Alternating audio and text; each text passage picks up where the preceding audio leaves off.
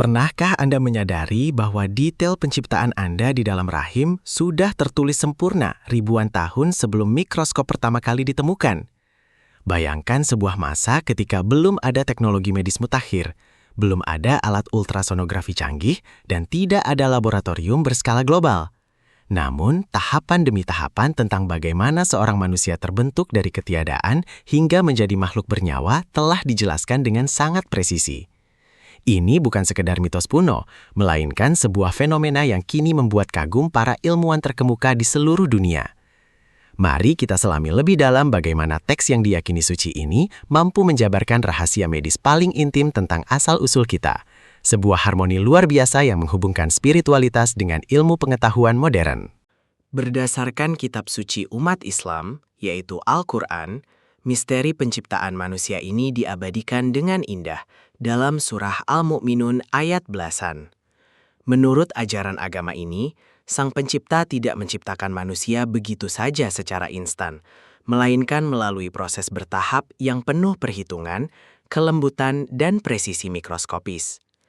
Ayat-ayat tersebut merinci perjalanan dari saripati tanah hingga menjadi bentuk manusia seutuhnya. Penjelasan ini diturunkan di tengah padang pasir pada abad ke-7, masa di mana ilmu anatomi manusia sama sekali belum memahami apa yang terjadi di dalam kegelapan rahim. Kebenaran yang tertulis di dalamnya perlahan mulai terungkap lapis demi lapis, seiring dengan berkembangnya teknologi medis modern. Tahapan pertama yang disebutkan dalam ajaran tersebut adalah bahwa manusia pada awalnya diciptakan dari sebuah saripati yang berasal dari tanah, atau dalam bahasa aslinya disebut sebagai sulalah mintin. Selama berabad-abad, ungkapan ini seringkali hanya dipahami secara kiasan atau filosofi semata. Namun di era modern ini, kita mulai melihat kedalaman makna dari ungkapan tersebut. Saripati tanah mengisyaratkan sebuah proses penyaringan, di mana elemen-elemen terbaik dan paling esensial diambil. Ini adalah titik mula di mana unsur-unsur dasar kehidupan disiapkan jauh sebelum wujud fisik manusia itu sendiri ada, membuktikan sebuah ikatan yang tak terputus antara manusia dengan bumi tempat ia berpijak. Jika kita menganalisis tubuh manusia menggunakan pendekatan ilmu biokimia modern, temuan yang didapatkan sungguh sangat selaras. Tubuh kita pada dasarnya terdiri dari elemen-elemen yang sama persis dengan yang dapat kita temukan di dalam kerak bumi. Oksigen, karbon, hidrogen, nitrogen, kalsium, hingga fosfor. Semua elemen pembentuk jaringan dan sel manusia ini berasal dari nutrisi yang diserap oleh tumbuhan dari dalam tanah yang kemudian dikonsumsi oleh manusia. Sains modern menegaskan bahwa materi penyusun kromosom dan genetika kita benar-benar merupakan ekstrak atau saripati dari unsur-unsur bumi. Fakta ini menghadirkan harmoni yang sangat indah antara pernyataan kitab suci kuno dengan temuan laboratorium mutakhir di zaman kita. Setelah saripati tanah, kitab suci melanjutkan narasinya dengan menyebutkan fase nutfah. Secara harfiah, kata nutfah bermakna setetes cairan yang sangat kecil. Dalam konteks medis, ini merujuk pada cairan yang membawa materi genetik kehidupan. Menariknya, dari jutaan sel reproduksi yang ada, hanya satu yang akhirnya terpilih dan berhasil meneruskan kehidupan. Proses seleksi alamiah yang luar biasa kompleks ini dirangkum hanya dengan satu kata yang sangat presisi, yaitu nutfah. Sebuah tetesan yang seolah tidak berharga di mata manusia awam, namun di dalamnya tersimpan seluruh cetak biru kehidupan, mulai dari warna mata, bentuk rambut, hingga potensi karakter seorang manusia di masa depan. Lebih lanjut, ajaran suci ini menyatakan bahwa nutfah tersebut kemudian ditempatkan di dalam sebuah tempat berlindung yang sangat kokoh dan aman yang disebut korarin makin. Ilmu anatomi modern kini membuktikan betapa luar biasanya desain rahim wanita. Rahim adalah organ berotot yang mampu berkembang luar biasa, dikelilingi oleh struktur tulang panggul yang kuat, serta dilindungi oleh lapisan bantalan cairan ketuban yang menyerap segala bentuk benturan fisik. Selain itu, sistem imun ibu dirancang secara ajaib agar tidak menganggap embrio sebagai benda asing yang harus diserang. Harmoni penjelasan ini menunjukkan pemahaman anatomis yang sempurna, jauh sebelum ilmu kedokteran modern memetakan sistem reproduksi. Tahap krusial berikutnya dikenal dengan sebutan alaqoh. Kata ini dalam bahasa Arab klasik memiliki beberapa makna yang sangat kaya, yaitu sesuatu yang bergantung atau menempel, segumpal darah, dan juga lintah. Selama ribuan tahun, para cendekiawan mencoba memahami korelasi ini. Mengapa kitab suci menggunakan kata lintah untuk mendeskripsikan embrio awal? Baru pada akhir abad ke-20, para ahli embriologi melihat bentuk embrio pada usia sekitar 23 hingga 24 hari di bawah mikroskop beresolusi tinggi. Temuan mereka sungguh mengejutkan. Tidak hanya bentuk fisiknya yang sangat mirip dengan lintah, tetapi perilaku biologisnya pun serupa. Mari kita telaah lebih dalam perspektif sains mengenai alokoh ini. Sebagaimana seekor lintah hidup dengan cara menempel dan mengambil nutrisi dari inangnya, embrio pada fase ini menempel pada dinding endometrium rahim sang ibu. Embrio membentuk sistem sirkulasi awal yang menyerupai gumpalan darah tertutup, di mana nutrisi dari darah ibu diserap melalui struktur yang kelak menjadi plasenta. Deskripsi visual dan fungsional dari sepotong teks kuno ini begitu akurat, sehingga salah satu bapak embriologi modern dunia secara terbuka menyatakan kekagumannya dan mengakui bahwa tidak mungkin informasi sedetil ini dapat diketahui tanpa adanya bimbingan dari kecerdasan yang melampaui zaman tersebut. Perjalanan penciptaan belum berhenti. Setelah fase alakoh, teks suci menyebutkan bahwa embrio tersebut berubah menjadi mudgoh. Kata mudgoh secara harfiah diterjemahkan sebagai segumpal daging yang seukuran dengan sesuatu yang bisa dikunyah, atau gumpalan yang memiliki bekas seperti kunyahan gigi. Ini adalah sebuah metafora yang sangat spesifik dan unik.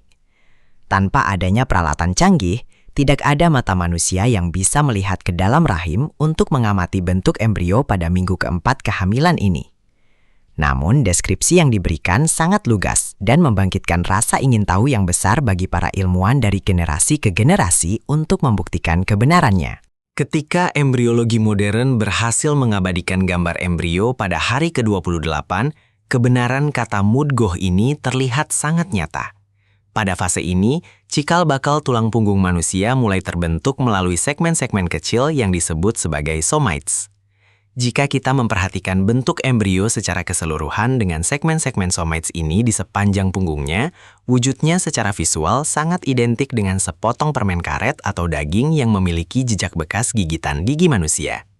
Kesesuaian antara terminologi kuno yang bermakna sesuatu yang dikunyah dengan fakta anatomi modern ini adalah bukti lain dari sinkronisasi antara wahyu dan sains. Memasuki minggu-minggu berikutnya, terjadilah sebuah tahapan yang sangat fundamental. Menurut penuturan ayat tersebut, dari gumpalan yang menyerupai kunyahan tadi, diciptakanlah tulang belulang, yang kemudian dibalut dengan daging atau otot. Urutan kronologis ini sangat ditekankan. Pertama, pembentukan struktur tulang dasar, dan kedua, pembalutan tulang tersebut dengan jaringan otot. Selama bertahun-tahun, urutan spesifik ini sempat menjadi perdebatan di kalangan ahli biologi. Banyak yang awalnya mengira bahwa tulang dan otot terbentuk secara bersamaan dari jaringan yang sama. Namun, kebenaran dari urutan teks kuno tersebut kembali menantang batas pengetahuan manusia pada masanya. Penelitian embriologis tingkat lanjut di abad ke-20 akhirnya memberikan jawaban final. Penelitian mikroskopis membuktikan bahwa proses osteogenesis atau pembentukan tulang memang terjadi lebih awal. Sel-sel tulang rawan mulai mengeras membentuk kerangka tubuh bagian dalam. Setelah kerangka dasar ini terbentuk, barulah proses miogenesis atau pembentukan jaringan otot dimulai, di mana sel-sel otot berkumpul dan membalut rangka yang sudah ada tersebut, persis seperti pakaian yang menutupi tubuh. Fakta bahwa urutan tulang yang dibalut daging ini disebutkan dengan akurasi yang absolut ribuan tahun yang lalu, sekali lagi membuat banyak pakar anatomi terdiam dalam rasa kekaguman yang mendalam. Setelah seluruh organ fisik terbentuk dengan sempurna, ayat suci tersebut ditutup dengan sebuah pernyataan yang penuh makna mendalam. Kemudian, kami menjadikannya makhluk yang berbentuk lain. Tahap ini melampaui penjelasan biologis manapun. Ini adalah momen transendental ketika ruh ditiupkan. Momen ketika seonggok sel biologis bertransformasi menjadi seorang individu yang bernyawa, memiliki kesadaran, memiliki potensi akal dan emosi. Sains dapat menjelaskan bagaimana jantung mulai berdetak atau bagaimana neuron otak saling terhubung. Namun misteri tentang kesadaran dan apa yang membuat kita benar-benar hidup sebagai manusia seutuhnya tetap menjadi wilayah spiritual yang agung dan tak tersentuh oleh instrumen sains semata. Menyaksikan urutan dari penciptaan mikroskopis ini memberikan kita perspektif yang benar-benar baru. Tidak ada pertentangan antara wahyu suci dan temuan sains modern. Keduanya justru saling melengkapi dan menyempurnakan. Pengetahuan ilmiah membantu kita untuk melihat betapa akuratnya ayat-ayat tersebut, sementara teks suci memberikan makna spiritual atas fakta-fakta biologis yang ada. Ketika ilmu pengetahuan menjelaskan proses bagaimana kita diciptakan, kebijaksanaan ajaran agama menjawab pertanyaan mengapa kita diciptakan.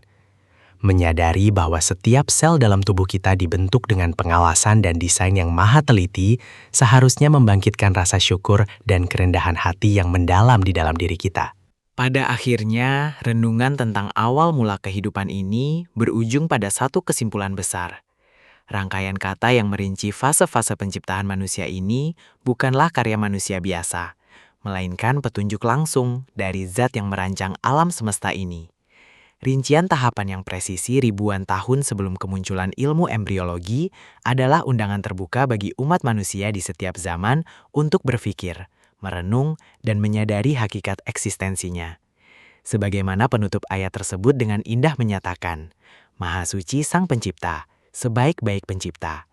Semoga perjalanan singkat menyusuri asal-usul kita ini mampu mempertebal keyakinan dan mengingatkan kita akan kebesarannya yang tiada tara.